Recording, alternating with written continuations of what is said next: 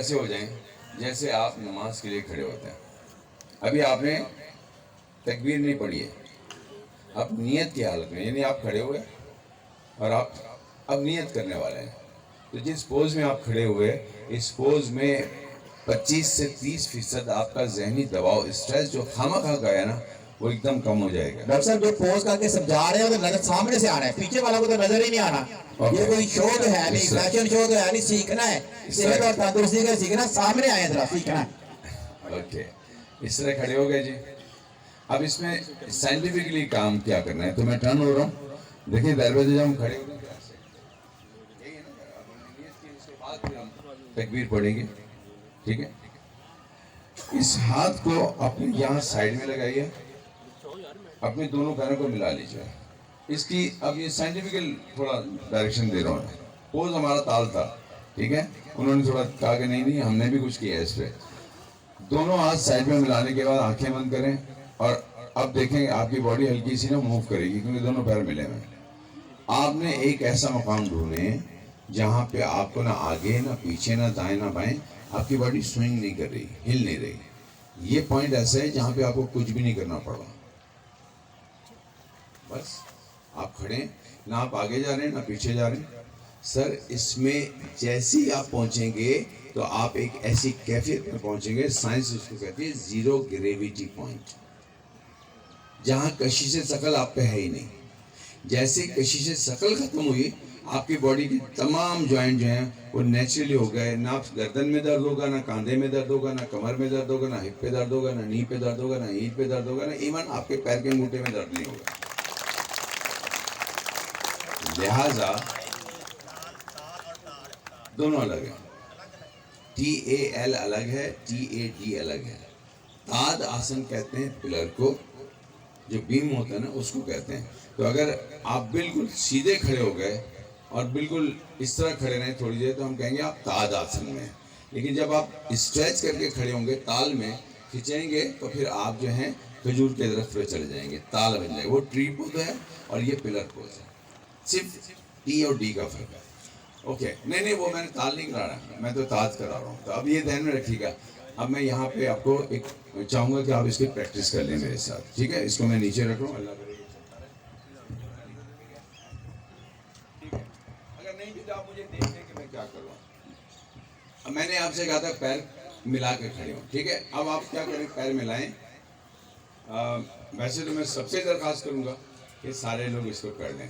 آپ کی نہ کمر جھکی ہوئی ہے, آپ آرام سے کھڑے ہوئے, اور آپ نے وہ ڈھونڈ لیا, پوائنٹ ڈھونڈ لیا کہ یہاں پہ میں زیادہ ہل نہیں رہا, اور مجھے ایسا لگ رہا ہے کہ جیسے جسم بس ٹھیک ہی ہے. ٹھیک ہے جی, بہت شکریہ, بڑے مہربانی سے. اچھا ہے, ہمارے جو لیڈر ہیں, اساتذہ ہیں, وہ بھی کر رہے ہیں, آپ کو اچھا لگے گا. اب جب یہ کھڑے ہو گئے تو آپ نے کھڑے چیک کریں, گردن نیچے تو نہیں ہے, نارمل ہے, بہت اوپر تو نہیں ہے, یہ چیک کر لیجئے. اور یہ کرنے کے بعد جب آپ کو لگ جائے کہ آپ نے وہ پوائنٹ ڈھونڈ لیا جہاں باڈی ہل نہیں رہی زیادہ, یا ہل بھی رہی ہے, تو آپ کو کچھ نہیں کرنا پڑا. آنکھیں کھولیں اور اپنا پیر اسی طرح لے کے آئیں جیسے کہ آپ نماز کے لیے کھڑے ہو رہے تھے.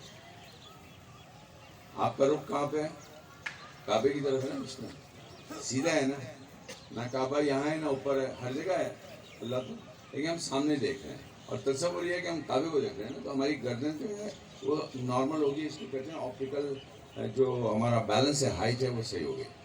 تو آپ کی آپٹیکل جو ہائٹ ہے وہ نارمل ہونی چاہیے, نہ گردن اوپر نہ نیچے.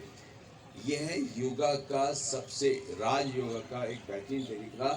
اگر خدا نہ خواستہ کوئی حادثاتی طور پہ بہت اسٹریس میں ہے, ابھی وہ اپنے کسی بچے کے لاشے کو دفنا کے آیا ہے, اپنے باپ کو دفنا کے آیا ہے, ماں سے چھوٹا ہے, وہ ایک ایسے اسٹریس میں باتوں سے نہیں جائے گا کہ یار چھوڑو کوئی بات نہیں صبر کرو.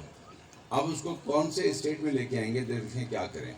وہ ایسا آدمی جو دکھی ہے وہ ہمیشہ نیچے کی طرف دیکھ کے کہے گا بہت دکھی ہوں.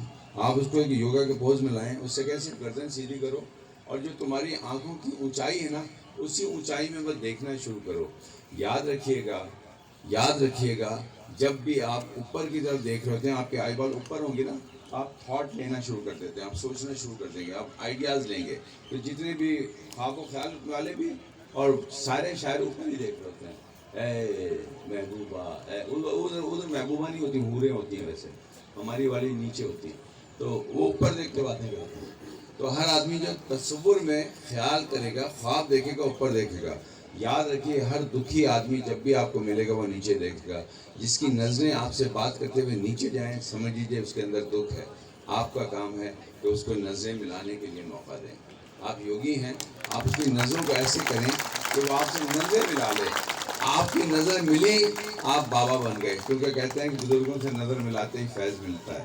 تو اگر آپ سچے یوگی ہیں اور آپ کو کوئی غریب آدمی، دکھی آدمی یہاں آ کے کہے کہ بھائی، بس جیسے اس نے آپ کو دیکھا، اس کا جو لیول ہے، جو اس کے دکھ ہیں، وہ ختم کیوں ہوں گے کہ وہ لمحے موجود میں آ جائے گا، پریزنٹ ٹائم میں آئے گا.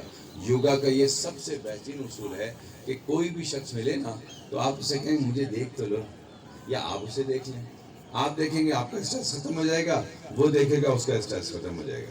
تو اب آپ نے کیا کیا ہے، اس طرح کھڑے ہوئے، اور ابھی بھی آپ یہ کریں گے جب گھر جائیں گے تو کسی کو یوگا نہ کرائیں، اسے کہنا سیدھا تو کھڑے ہو یار. وہ سیدھا کھڑا ہو، اسے کہنا مجھے دیکھو کہ آپ کی ہائٹ صحیح ہے، تو اس کو کہیں سامنے دیکھو بس. اب اس سے کوئی بات کریں، وہ کبھی بھی آپ سے بات نہیں کرے گا مستقبل کی یا ماضی کی، وہ ابھی کی کرے گا. تو لمحے موجود میں رہنے کا بہترین طریقہ یوگا سکھا رہا ہے. اب کیونکہ میں تھوڑے 2 پوسٹر میں کر کے چاہوں گا آپ بیٹھ جائیں، میں بیٹھ کے کچھ پوز آپ کو کرانا چاہتا ہوں. میں بھی بخار میں ہوں، میرا گلا بہت بیٹھا ہوا ہے، اور میں 3 دن سے ٹریولنگ میں ہوں، تو شاید تھوڑی سی مجھے، اور میں ویسے بھی بوڑھا ہو گیا ہوں. تو 63 سال ہو گئے ہیں، 63 ہو گئے ماشاء اللہ میرے پورے. تو بوڑھے آدمی کو اتنا کھڑا بھی نہیں رکھتے بری. سر یوگا میں مرحوم بھی ہوتے ہیں، نہ کریں، ایسا نہ کریں. ہم میڈیا کے لوگ ہیں، وہ مرحوم ہے نا، تو ایسا نہیں ہے کہ ہم مرتے نہیں ہیں. ہم بھی وہ یہ ذہن میں رکھیے گا، یوگا کو حقیقت کے طور پہ لیجیے گا. یوگا کو خواب خیال مت بنائیے، برائے مہربانی ایسا نہ کیجیے. میں تو یہ پیار میں آپ نے کہا ہے، میں مانتا ہوں. ویسے تو خیر سچی